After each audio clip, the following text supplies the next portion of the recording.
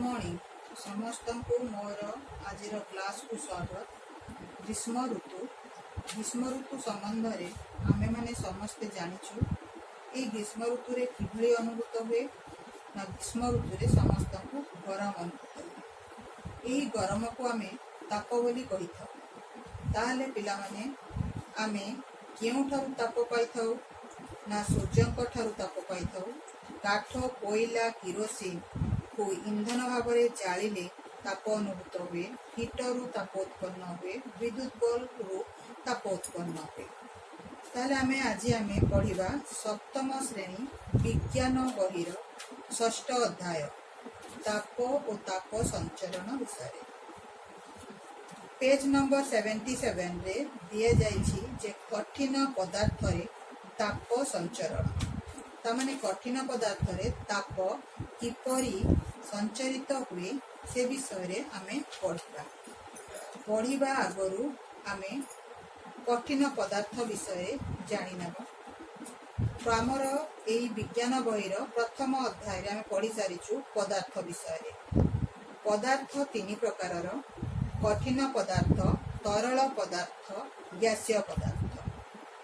देख तुम स्क्रीन रे कठिन पदार्थ कणिका गुड़िक किभली सजाई हेई अछंती।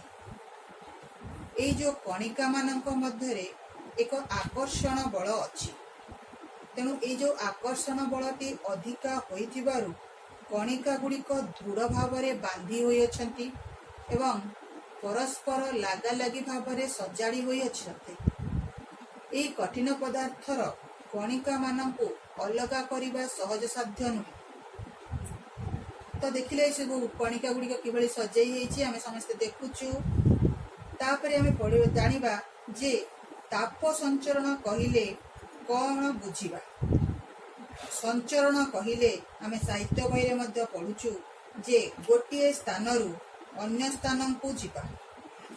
ताप संचरण कहिले आमे कौन बुझिबा ना ताप गोटिए पदार्थर गोटिए मुंडरू आरंभ होई शेष मुंड पर्यंत संचरित हेबा।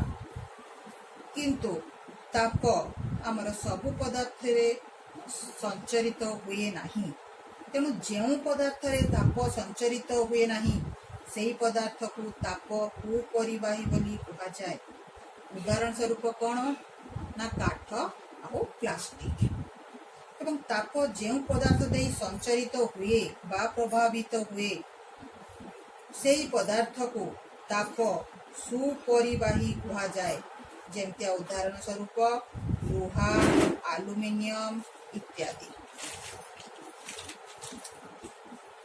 तापरे देख आम स्क्रीन रे गोटे मोहम्बती अच्छी एवं कठिन पदार्थ अणु गुड़िक सबू अच्छी। देख जिते आमे आमर मोहम्बती टी को जलई देबा ताप जिते जलई देले कौन हम ना कठिन मोहम्बती पाखे थिबा कठिन वस्तुर कणिका गुड़िक जो कणिका गुड़िक अग्नि संस्पर्श रे आसंती से माने ताप शक्ति ग्रहण करती एवं ताप शक्ति ग्रहण कर सारा फल अणु मानक मध्य गोटे यांत्रिक शक्ति वृद्धि पाए। तेणु यही जो यांत्रिक शक्ति वृद्धि पाइला फल से कौन करती ना अणु गुड़िक विस्थापित न होई। विस्थापित माने कौन ना निजर जगह को न छाड़ी सेही जगार रही प्रकम्पित होती। यही प्रकम्पित फल गोटे कौन हुए कंपन सृष्टि हुए। ये कंपन अणु गुड़िक तांकर पाख अणु को किछि कंपन संचरण करती माने किछि कंपन दियंती। एही प्रकार अणु गुड़िक निज निज स्थान परित्याग न करी कौन करती ना ताप शक्ति ए मुंडरू से मुंड पर्यंत संचरित हुए। देख स्क्रीन ने गोटे पिक्चर देछि। देखो आमर प्रथम पिक्चर कौन थिला ना प्रथम कणिका गुड़िक आमर कौन हेतिले ना गरम हेतिले। वर्तमान देख धीरे धीरे के तापटी संचरित हेउची एवं शेष मुंड पर्यंत पहुंचिलानी। ए जो संचरित होई जो शेष मुंड पर्यंत पहुंचीबो ता पई आमे गोटे परीक्षा करिबा। कौन परीक्षा करिबा ना कठिन पदार्थ रे ताप किभली भाव में संचरित हुए सेति लगी आमे कोन करिबा हमर विज्ञान बही रे पेज नंबर 78 चित्र नंबर 6.7 टिके बही खोली देखिबे सेतिरे गोटे पिक्चर देइछि जेमती हम स्क्रीन रे देखा जाउछि से बेले गोटे पिक्चर मध्य बही रे हमर अछि देखो सेतिरे हमरे परीक्षाटा करिया पई कोन कोन दरकार ना मोहम्बती दरकार गोटे लुहा दंड बा एल्युमिनियम दंड नै परिबा इटा दिटा दरकार किछि महम माने अर्ध तरल अवस्था रे थिबा महम नबा माने महमटा माने जळी सारी सला पर कि समय रखि दबा से महमटा नेबा এবং সেই महम साहाय्य रे आमे देखो ए जो धातु दंड रे हमर सब पिन रे पोता हेछि कहले कोन ना से कंटा रे टिके महम लगे कि आमे कोन करिबा आमे सेठी पूरा कोन करिबा आमे पांच ए भली भाव रे आमे जेमिति हम देखो स्क्रीन रे जेम देखा जाउची पांचटी कंटा आमे पोतिबा तापरे आमे कोन करिबा ना पांचटी कंटा जो पोतिले आमे कोन करिया ना प्रथम जो हमर अछि एठी जो कंटा ना मोहम्बतीटा से मोहम्बती को कोन करिबा आमे जळेबा मोहम्बतीटी जळेला फळरे से कोन हबो ना मोहम्बतीटे जळेला फळरे कोन हबो तो आमे देखो केतोटी पिन पोती छे ना आमे पांचटी पिन पोती देछु वर्तमान हमर काम सजे छे आमे कोन करबा ए जो कैंडलटा जळेबा ए कैंडलटी को आमे कोन करिया जळेबा को मुंडरे ना जो प्रथम मजोटा दे हमर ना पूरा दंडटा हमर ठंडा अछि गोटिए मुंडरे दंडर गोटिए मुंडरे आमे मोहम्बतीटी को जळेबा जेतले जळेले एठी कोन हबो ना अणु गुडी को आगे गरम हबो जो अणु बा कणिका गुडी को एठी जो अछंती गरम माने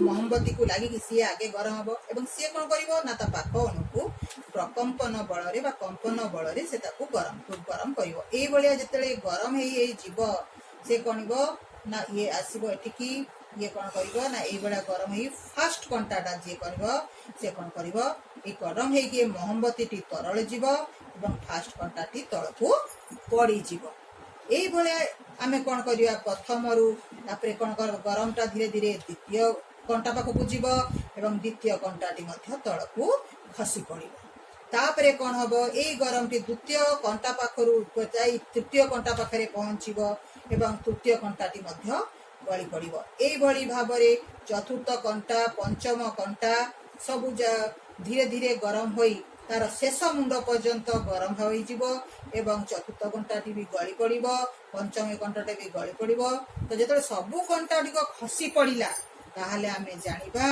जे कोन हैला ना हमर जो मोहम्बती थिबा मुंड पाखरु सब गरम होई दंडटी पूर्ण रूप रे गरम हे गला तो केमिति हैला ना तापटी गोटिए मुंडरू आरंभ होई आउ गोटिए शेष मुंड पर्यंत कोन हैला ना गरम हे गला तो एठी हम देखिले जे ताप कोन गला संचरित हला ए जो संचरित बा कोन करिबा जो दंडर उत्तप्त मुंडरू ताप दंडर शीतल मुंड को दंड माध्यम रे संचरित हुए तेणु ये जो कठिन पदार्थ मध्य ताप जो देख कठिन आमर ताप संचरित आम कौन केमती परीक्षा गोटे करें परीक्षा कर सारा आम ए परीक्षा कौन जानिले ना कठिन पदार्थ मध्य ताप जो उपाय संचरित हुए ताहाकू ता परिवहन प्रक्रिया कहा जाए कौन कहा जाए